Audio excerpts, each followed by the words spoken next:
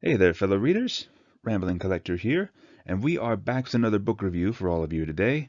For this particular video, we're going to be diving back into the world of James Patterson, specifically his novel Postcard Killers, which he wrote alongside Liza Marklund. So, James Patterson is once again not an author that I am very familiar with, though he is very well known amongst the literary world. And while I might not be his biggest fan, my girlfriend certainly is. And she actually loaned me her copy, which I will bring up here into the camera. She loaned me her copy of this novel to hear my thoughts on it and see what I thought of it, as well as mostly just to share and have a little bit of fun. And one thing I can definitely say is that she knows me way too well. She always finds me some of the most interesting novels that I have never heard of before, and she always manages to find the ones that always grip me by the hair and force me to just sit down and read them without stopping. So, for all you men out there who are literary nerds like me, get you a girl who knows your taste in books. But with that being said, let's get on with the review.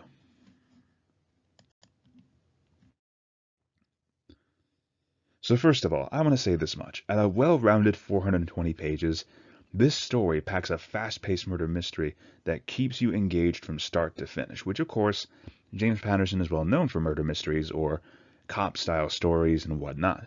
This one, however, I feel is more of a standout piece, which I'm hoping it is, and is not part of a series, because let's face it, folks, I really can't afford to be part of any more series as of this point.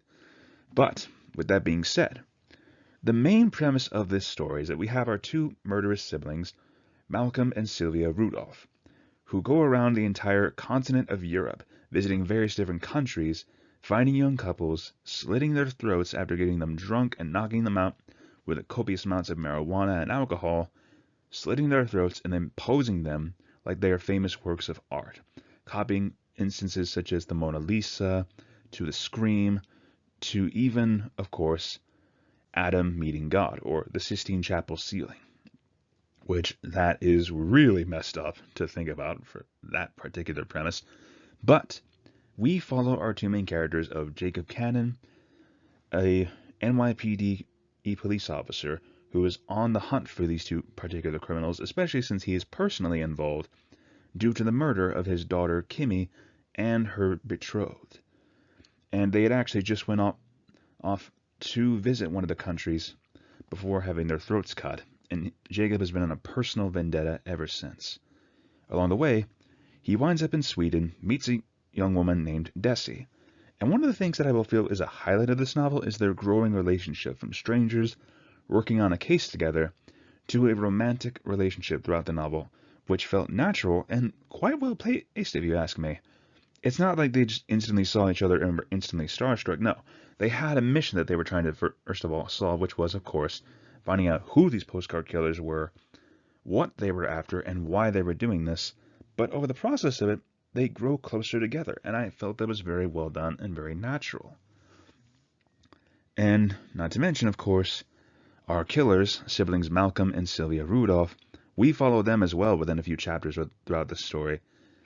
And let me tell you right now, they were definitely unsettling. Like, I did not expect to follow them within the prologue chapter of this and watch them commit murder of a young couple, and then planning out just how to steal their stuff, how to pickpocket them, drain all their accounts, pick up their passports, things like that. But it's more than just the cold-blooded and sadistic way that they murder these people, which is actually very, very smart. But another reason which definitely gave me Game of Thrones vibes, I'm not gonna lie to you. And if you know what I mean by Game of Thrones, you know what I'm about to get into. Yeah, Sylvia and Malcolm had a incestuous relationship.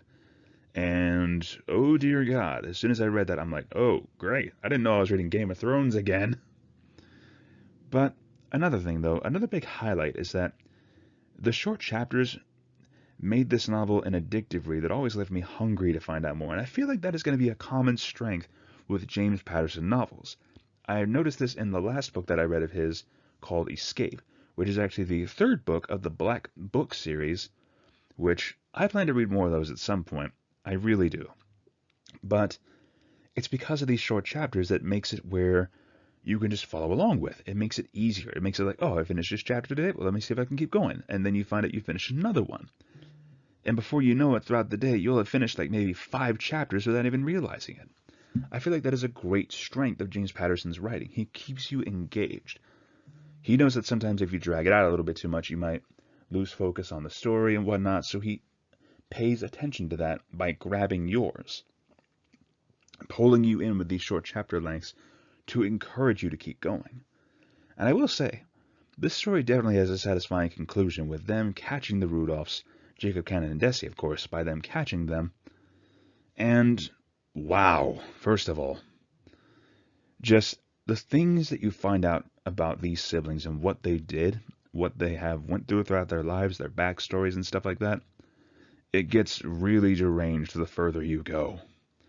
With that being said, though, let's move on to random thoughts.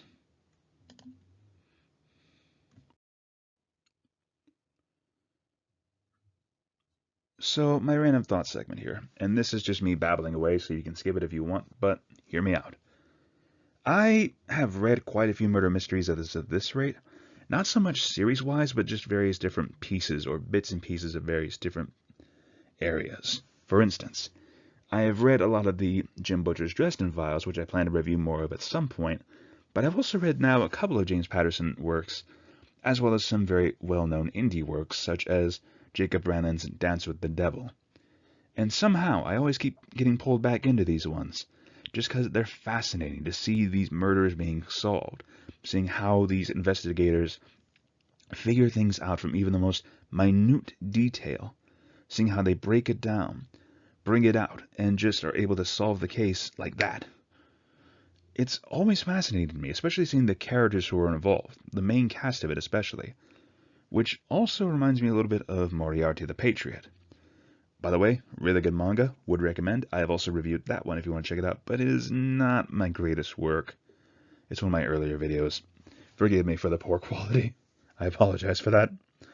But I really want to see more murder mystery writers and see just what else they can come up with to keep the story fresh, to keep it alive. And that is one thing I've noticed James Patterson is able to do.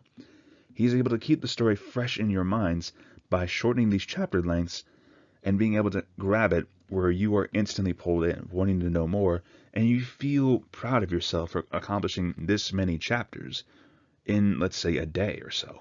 It's actually really good that he figures that out. But I figured from all of this, from all the high heaping praises I've given this novel, you should know where I'm going with this, so let's move on with the final score.